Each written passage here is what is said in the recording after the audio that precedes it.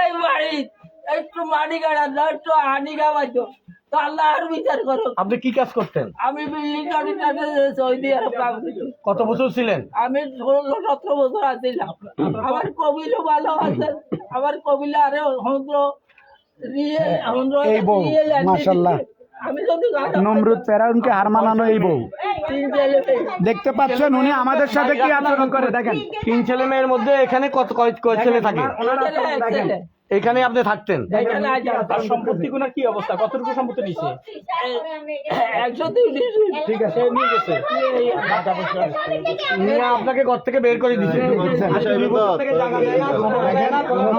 আমার শ্বশুরকে ঘর থেকে বের করে দিয়েছে। আইনের লোক আসবে না। ক্যাশটা টাকা বলতেছে আপনার থেকে। 19,000 টাকা। এখন আপনি কি চান? এই জায়গাটা কিনছে। এখন বাবা এখন আপনি কি চান? এখন আমি বিচারছি আমার টাকাটা আর আমার বাড়িটা আমার ভিটাই দেয়। আর সম্পদ?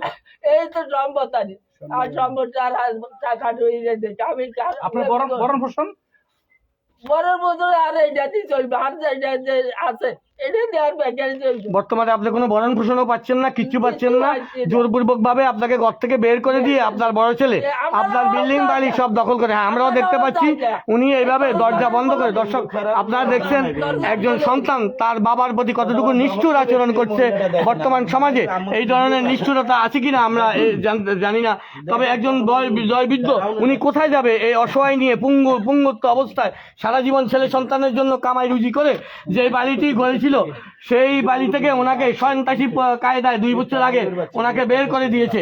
এই যে এখনো আমরা দেখতে পাচ্ছি এলাকার আশেপাশের জনগণের কাছে উনি বাজারে ঘুরে ঘুরে ফিরে মানুষের কাছে খাবার চায়, খুঁজে খায়। এই অবস্থায় মানুষ বলতেছে যে আপনার তো ছেলের আপনার বাড়ি আছে, ঘর আছে, আপনি এত বছর বিদেশে কামাই করছেন, অনেক টাকার মালিক, আপনি কেন খুঁজে খাচ্ছেন? তো উনি বললো যে আমাকে তো ঘর থেকে বের করে দিছে, আপনারা দেখেন তালাবদ্ধ করা। এইভাবে তখন লোকজন সাথে করে আসছে। আসলে এই বিষয় আসলে বাস্তব পরিস্থিতি কি? বাস্তব পরিস্থিতিতে উপস্থিত হয়ে বাস্তব লোকজন দেখতেছে আসলে বাস্তবে ওনার ঘরের দরজা বন্ধ করে রেখেছে ওনারই পুত্রবধূ। ভিতর থেকে এই যে দেখেন আমরা এসেছি একজন বৃদ্ধর পক্ষে, উনি আমাদেরকে ভিডিও করতেছে এবং অনেকক্ষণ থেকে উনি দরজা খুলবে না, জায়গা দিবে না, এই মর্মে আমাদের সাথে দেখেন এসব লোকের আইনের আওতা আনার দরকার। আসলে ঊর্ধ্বতন কর্মকর্তারাই বলতে পারেন যে এর কি পরিণতি এবং তদন্তের মাধ্যমে যথাযথ তদন্তের মাধ্যমে এই বৃদ্ধর ন্যায় বিচার পাবে এবং উনি ওনার বাসস্থানে ফিরে আসবে এই কামনা করে করছি। উনি বলতে যে ছেলে পান্টিশনের কথা বলি বেশি নিয়ে আগে এই কামনা করে বলেন না কি সেটাকে আমরা অন্যায় ভাবে এই মুরব্বীর ঘর থেকে বের করে মানুষটা এতক্ষণ থেকে এখানে দাঁড়িয়ে আছে, আপনারা আসছেন ঘরে ঢুকতে দিতেছেন না, কারণ কি? আপনি কি এলাকার লোক না ভাই? আপনি এলাকার লোক না? আর এলাকার লোক তো এখন আপনার এলাকার লোক হইলে দেখ আপনি এলাকার লোক হিসেবে আপনি এই জায়গায় আসার পরও সে দরজা খুঁজতেছে না। তুমি কে? আমার ঠিক আছে আঙ্কেল, আপনি কান্নাকাটি করেন না। অতি সাহেব আসতেছে, আসলে কথা কইব। এখানে আমার সাংবাদিক বাইরে আসছে আর এখন এতক্ষণ আসার পরে এবার দরজা খুলতেছে না, সে খারাপ আচরণ করতেছে। কেন এই দেখেন উনি এবার এই দরজাটা খুলে না, দাঁড়াই রয়েছে মহিলাটা, দেখেন দেখেন 1 ঘন্টার যত কথাই বলে সে আসলে খারাপ আচরণ করে। দেখেন নিজের বাড়িতে এলাকাবাসী ক্ষিপ্ত হয়ে আপনার বাড়িতে আসার পরও দেখেন সে দরজা খোলে না। এখন সে আপনার কাছে বিচার চাচ্ছে এবং আমাদের সাংবাদিক ভাই যারা আছে এরা প্রশাসনকে খবর দিচ্ছে, তারা আসতেছে। আপনারা লাইভটা বেশি বেশি শেয়ার করে আর দেখা শুরু করে দিবেন। সবাই ভালো থাকবেন। তার বসত ভিটা থেকে উচ্ছেদ করে ঘর থেকে ধাক্কা দিয়ে বের করে দিয়েছে। বাবা আপনার নাম কি? আপনার বাড়ি কি বাড়ি?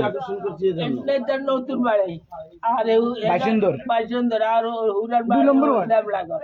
আপনি এইখানে বাড়ি করছেন 102 ডিসেম্বর জায়গার উপর, বিল্ডিং তো আপনি করছেন। বিল্ডিং এখানে আপনার ছেলে এবং ছেলের বউকে আপনাকে ঘর থেকে বের করে দিয়েছেন।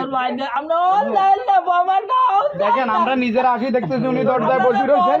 অনেক মানুষ দেখেন, অনেক মানুষ এখানে উপস্থিত। তার এই মানুষ আসার পরও সে দরজা খোলে না। আসলে বিষয়টা দুঃখজনক। দেখেন এই বইটার দরজাটা খোলে না।